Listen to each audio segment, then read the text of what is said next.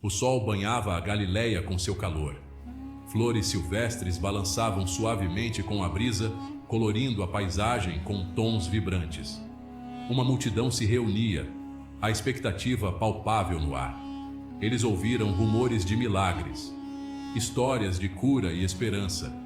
Atraídos por um magnetismo invisível, eles vieram à montanha, buscando a fonte dessas maravilhas. Famílias se apertavam, seus olhos refletindo um anseio compartilhado por algo mais.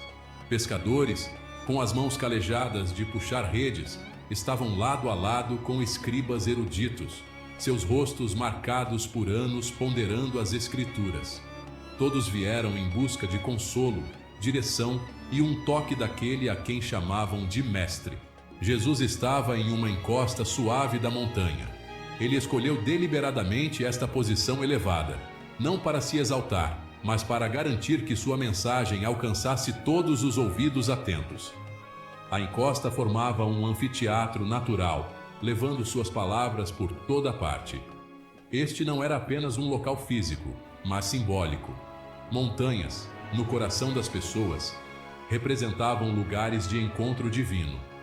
Foi em uma montanha que Moisés recebeu a lei, e Elias ouviu o sussurro de Deus. Agora Jesus subia, não para entregar pronunciamentos de julgamento, mas para oferecer palavras de esperança, amor e um novo modo de vida. A multidão prendeu a respiração quando Jesus começou a falar. Seus olhos, alguns cheios de ceticismo, outros brilhando com lágrimas de gratidão, estavam fixos nele. Eles ansiavam por suas palavras como a terra seca anseia pela chuva. Ele falava com uma autoridade que os assustava, mas sua voz era suave, carregando um bálsamo reconfortante para suas almas cansadas. Ele não falava de poder terreno ou conquista. Em vez disso, ele falava de humildade, compaixão e amor. Suas palavras, imbuídas de autoridade divina, cortavam o barulho de suas lutas diárias, oferecendo um vislumbre de um reino muito maior do que qualquer um que eles já tivessem imaginado. Jesus começou seu sermão, não com pronunciamentos de julgamento, mas com bênçãos. Bem-aventurados os pobres em espírito, ele proclamou, sua voz ecoando pela encosta, porque deles é o reino dos céus. Suas palavras eram revolucionárias, virando as expectativas do mundo de cabeça para baixo. Ele falou de pacificadores e daqueles que têm fome e sede de justiça. Cada frase, imbuída de sabedoria divina, era uma pérola de grande valor, destinada a ser guardada e ponderada muito depois que o eco de sua voz desaparecesse.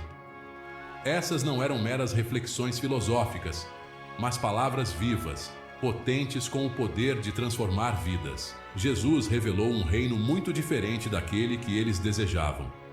Este reino não era marcado por poder político, força militar ou status social. Era um reino do coração, construído sobre o amor, a justiça e a misericórdia. Era um reino aberto a todos, não apenas a alguns privilegiados. Ele desafiou a compreensão deles sobre poder, proclamando que os humildes herdariam a terra. Ele redefiniu a grandeza, não pela posição social, mas pela capacidade de servir. Esta mensagem radical desafiou o cerne de suas crenças, exortando-os a abraçar um novo modo de vida. Bem-aventurados os misericordiosos. Jesus continuou, suas palavras pintando uma tapeçaria vívida da vida que ele os chamava a viver. Bem-aventurados os misericordiosos, ele declarou, porque eles alcançarão misericórdia. Ele enfatizou a importância da compaixão, do perdão e do amor, não apenas em palavras, mas em ações. Ele os ensinou a amar seus inimigos, a orar por aqueles que os perseguem. Este não era um chamado à fraqueza, mas à força, uma força que vem de se alinhar com o coração de Deus. Essas bem-aventuranças não eram apenas ideais elevados, mas diretrizes práticas para navegar pelas complexidades da vida. Jesus empregou metáforas poderosas para transmitir sua mensagem. Ele chamou seus seguidores de sal da terra, enfatizando seu papel em preservar e melhorar o mundo ao seu redor. Assim como o sal adiciona sabor e previne a deterioração, seus seguidores deveriam ser agentes de transformação, combatendo as forças das trevas com a luz de sua fé. Ele os advertiu, no entanto, que se perdessem sua salinidade, sua identidade distinta como seus seguidores, seriam inúteis, servindo apenas para serem pisoteados. Suas vidas deveriam ser um testemunho do poder transformador de seu amor, um farol de esperança em um mundo envolto em trevas. Vós sois a luz do mundo, proclamou Jesus, suas palavras iluminando os corações de seus ouvintes. Eles deveriam ser faróis, guiando outros em direção à verdade e à justiça. Suas vidas deveriam refletir o amor, a graça e a misericórdia que haviam recebido do Pai.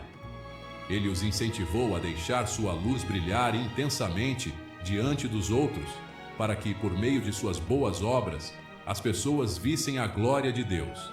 Eles não deveriam esconder sua fé, mas vivê-la com ousadia, impactando o mundo ao seu redor com o poder transformador do Evangelho.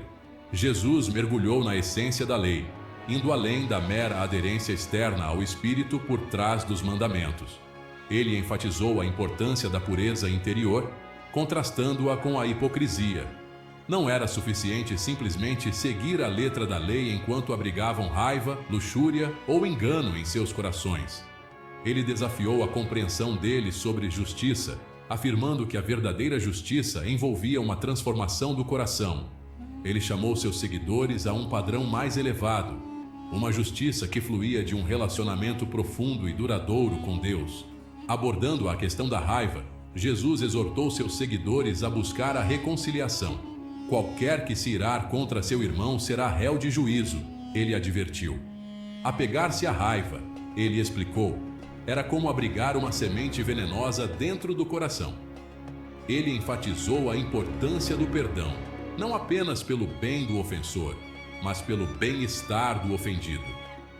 A falta de perdão, ele ensinou, serviria apenas para envenenar seus próprios corações, prejudicando seu relacionamento com Deus e com os outros. Jesus desafiou os valores materialistas da sociedade, lembrando seus ouvintes de que a verdadeira riqueza e felicidade não eram encontradas em posses, mas em seu relacionamento com Deus. Não acumuleis para vós outros tesouros na terra.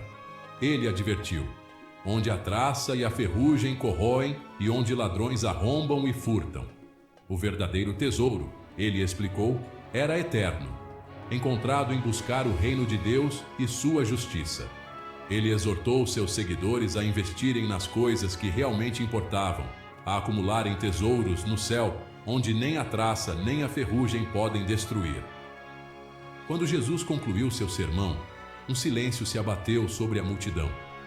Eles nunca tinham ouvido ninguém falar com tanta autoridade, tanta compaixão, tanto amor. Suas palavras eram mais do que apenas ensinamentos. Eram uma corda de salvamento, uma bússola apontando-os para uma vida de propósito e significado. Ele chamou seus seguidores a serem praticantes de sua palavra, não apenas ouvintes. Ele os convidou a embarcar em uma jornada de transformação para alinhar suas vidas com os princípios de seu reino. O Sermão da Montanha tornou-se uma carta magna para suas vidas, um farol de esperança iluminando o caminho para a verdadeira realização e alegria duradoura. Que mensagem poderosa o Sermão da Montanha nos traz! Ele nos desafia a repensar nossos valores e atitudes, nos convidando a viver de maneira mais alinhada com o coração de Deus. Que tal, a partir de hoje, adotarmos as bem-aventuranças como guia para nossas vidas, sendo sal e luz em meio às trevas? Se você gostou dessa reflexão, não se esqueça de curtir o vídeo, se inscrever no canal e compartilhar com seus amigos. Vamos juntos espalhar os divinos recados e transformar o mundo com a palavra de Deus. Fique com Deus, grande abraço e até nosso próximo vídeo.